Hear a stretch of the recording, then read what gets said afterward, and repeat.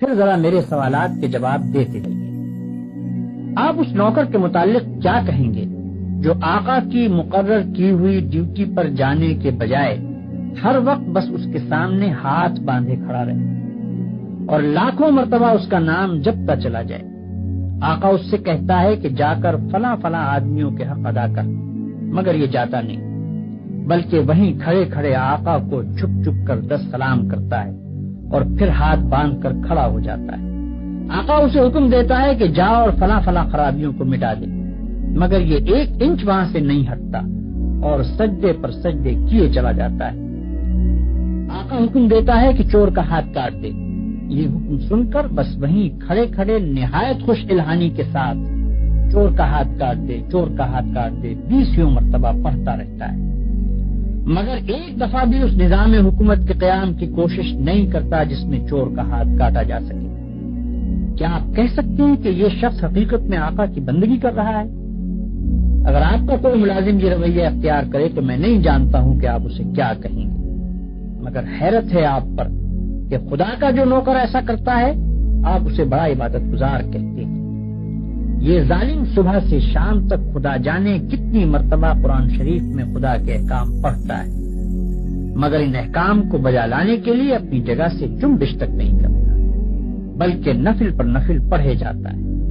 1000 دانہ تسبیح پر خدا کا نام جپتا ہے اور خوش الہانی کے ساتھ قرآن کی تلاوت کرتا رہتا ہے۔ آپ اس کی یہ حرکتیں دیکھتے ہیں اور کہتے ہیں کہ کیسا زاہد عابد بندہ ہے۔ یہ غلط فہمی صرف اس وجہ سے ہے کہ آپ عبادت کا صحیح مطلب نہیں جانتے۔ ایک اور نوکر ہے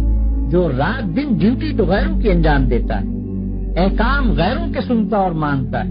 قانون پر غیروں کے عمل کرتا ہے اور اپنے اصلی آقا کے فرمان کی ہر وقت خلاف ورزی کیا کرتا ہے، مگر سلامی کے وقت آقا کے سامنے حاضر ہو جاتا ہے اور زبان سے آقا ہی کا نام جپتا رہتا ہے۔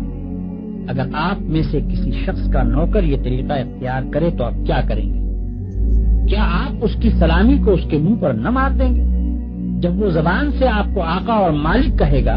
تو کیا آپ فوراً یہ جواب نہ دیں گے کہ تو پرلے درجے کا جھوٹا اور بے ایمان ہے، تنخواہ مجھ سے لیتا ہے اور نوکری دوسروں کی کرتا ہے، زبان سے مجھے آقا کہتا ہے اور حقیقت میں میرے سوا ہر ایک کی خدمت کرتا پھرتا ہے؟ یہ تو ایک معمولی عقل کی بات ہے جسے آپ میں سے ہر شخص سمجھ سکتا ہے، مگر کیسی حیرت کی بات ہے کہ جو لوگ رات دن خدا کے قانون کو توڑتے ہیں، کفار و مشرکین کے احکام پر عمل کرتے ہیں اور اپنی زندگی کے معاملات میں خدا کے احکام کی کوئی پرواہ نہیں کرتے، ان کی نماز اور روزے اور تسبیح اور تلاوت قرآن اور حج و زکوٰۃ کو آپ خدا کی عبادت سمجھتے۔ یہ غلط فہمی بھی اسی وجہ سے ہے کہ آپ عبادت کے اصل مطلب سے ناواقف ہیں۔ ایک اور نوکر کی مثال لیجیے۔ آقا نے اپنے نوکروں کے لیے جو وردی مقرر کی ہے یہ ٹھیک ناپ تول کے ساتھ اس وردی کو پہنتا ہے، بڑے ادب اور تعظیم کے ساتھ آقا کی خدمت میں حاضر ہوتا ہے، ہر حکم کو سن کر اس طرح جھک کر بصر و چشم کہتا ہے کہ گویا اس سے بڑھ کر اطاعت گزار خادم کوئی نہیں۔ سلامی کے وقت سب سے آگے جا کر کھڑا ہوتا ہے اور آقا کا نام جپنے میں تمام نوکروں سے بازی لے جاتا ہے،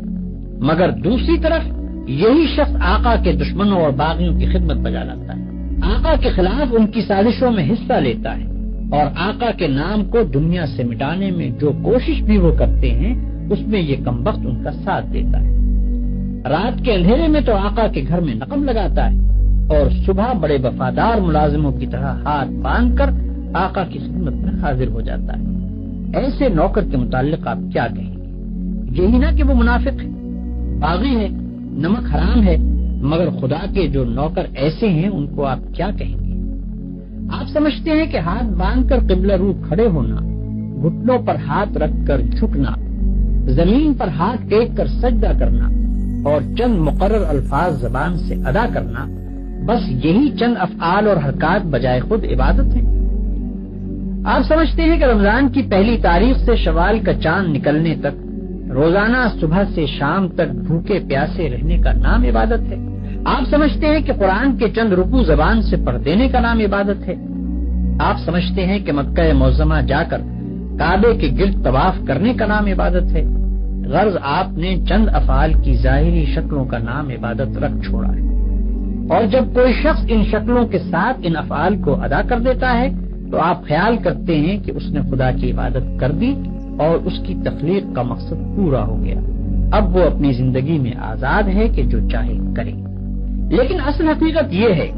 کہ اللہ نے جس عبادت کے لیے آپ کو پیدا کیا ہے اور جس کا آپ کو حکم دیا ہے وہ کچھ اور ہی چیز ہے۔ وہ عبادت یہ ہے کہ آپ اپنی زندگی میں ہر وقت ہر حال میں خدا کی اطاعت کریں اور ہر اس قانون کی پابندی سے آزاد ہو جائیں جو قانون الہی کے خلاف ہے۔ آپ کی ہر جنبش اس حد کے اندر ہو جو خدا نے آپ کے لیے مقرر کی ہے، آپ کا ہر فعل اس طریقے کے مطابق ہو جو خدا نے بتا دیا ہے۔ اس طرز پر جو زندگی آپ بسر کریں گے وہ پوری کی پوری عبادت ہوگی۔ ایسی زندگی میں آپ کا سونا بھی عبادت ہے اور جاگنا بھی، کھانا بھی عبادت ہے اور پینا بھی، چلنا پھرنا بھی عبادت ہے اور بات کرنا بھی، حتیٰ کہ اپنی بیوی کے پاس جانا اور اپنے بچے کو پیار کرنا بھی عبادت۔ جن کاموں کو آپ بالکل دنیا داری کہتے ہیں وہ سب دینداری اور عبادت ہیں اگر آپ ان کو انجام دینے میں خدا کی مقرر کی ہوئی حدوں کا لحاظ کریں اور زندگی میں ہر ہر قدم پر یہ دیکھ کر چلیں کہ خدا کے نزدیک جائز کیا ہے اور ناجائز کیا، حلال کیا ہے اور حرام کیا، فرض کیا چیز کی گئی ہے اور منع کس چیز سے کیا گیا ہے، کس چیز سے خدا خوش ہوتا ہے اور کس سے ناراض ہوتا ہے۔ مثلاً آپ روزی کمانے کے لیے نکلتے ہیں، اس کام میں بہت سے مواقع ایسے بھی آتے ہیں جن میں حرام کا مال کافی آسانی کے ساتھ آپ کو مل سکتا ہے۔ اگر آپ نے خدا سے ڈر کر وہ مال نہ لیا اور صرف حلال کی روٹی کما کر لائے تو یہ جتنا وقت آپ نے روٹی کمانے پر صرف کیا یہ سب عبادت تھا، اور یہ روٹی گھر لا کر جو آپ نے خود کھائی اور اپنی بیوی بچوں اور خدا کے مقرر کیے ہوئے دوسرے حقداروں کو کھلائی، اس سب پر آپ اجر و ثواب کے مستحق ہو گئے۔ آپ نے اگر راستہ چلنے میں کوئی پتھر یا کانٹا ہٹا دیا اس خیال سے کہ خدا کے بندوں کو تکلیف نہ ہو تو یہ بھی عبادت ہے۔ آپ نے اگر کسی بیمار کی خدمت کی یا کسی اندھے کو راستہ چلایا یا کسی مصیبت زدہ کی مدد کی تو یہ بھی عبادت ہے۔ آپ نے اگر بات چیت کرنے میں جھوٹ سے، غیبت سے، بدگوئی اور دل آزاری سے پرہیز کیا اور خدا سے ڈر کر صرف حق بات کی تو جتنا وقت آپ نے بات چیت میں صرف کیا وہ سب عبادت میں صرف ہوا۔ بس خدا کی اصلی عبادت یہ ہے کہ ہوش سنبھالنے کے بعد سے مرتے دم تک آپ خدا کے قانون پر چلیں اور اس کے احکام کے مطابق زندگی بسر کریں۔ اس عبادت کے لیے کوئی وقت مقرر نہیں ہے، یہ عبادت ہر وقت ہونی چاہیے۔ اس عبادت کی کوئی ایک شکل نہیں ہے، ہر کام اور ہر شکل میں اسی کی عبادت ہونی چاہیے۔ جب آپ یہ نہیں کہہ سکتے کہ میں فلاں وقت خدا کا بندہ ہوں اور فلاں وقت اس کا بندہ نہیں ہوں تو آپ یہ بھی نہیں کہہ سکتے کہ فلاں وقت خدا کی بندگی و عبادت کے لیے ہے اور فلاں وقت اس کی بندگی و عبادت کے لیے نہیں ہے۔ بھائیوں، آپ کو عبادت کا مطلب معلوم ہو گیا اور یہ بھی معلوم ہو گیا کہ زندگی میں ہر وقت ہر حال میں خدا کی بندگی اور اطاعت کا نام ہی عبادت ہے۔ اب آپ پوچھیں گے کہ یہ نماز، روزہ اور حج وغیرہ کیا چیزیں ہیں؟ اس کا جواب یہ ہے کہ دراصل یہ عبادتیں جو اللہ نے آپ پر فرض کی ہیں ان کا مقصد آپ کو اس بڑی عبادت کے لیے تیار کرنا ہے جو آپ کو زندگی میں ہر وقت ہر حال میں ادا کرنی چاہیے۔ نماز آپ کو دن میں 5 وقت یاد دلاتی ہے کہ تم اللہ کے بندے ہو، اسی کی بندگی تمہیں کرنی چاہیے۔ روزہ سال میں 1 مرتبہ پورے 1 مہینے تک آپ کو اسی بندگی کے لیے تیار کرتا ہے۔ زکوٰۃ آپ کو بار بار توجہ دلاتی ہے کہ یہ مال جو تم نے کمایا ہے یہ خدا کا عطیہ ہے، اس کو صرف اپنے نفس کی خواہشات پر صرف نہ کر دو بلکہ اپنے مالک کا حق ادا کرو۔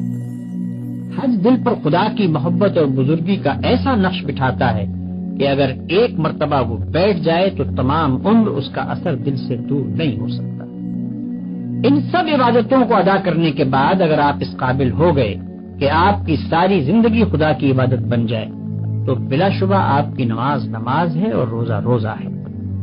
زکوٰۃ زکوٰۃ ہے اور حج حج ہے۔ لیکن اگر یہ مقصد پورا نہ ہوا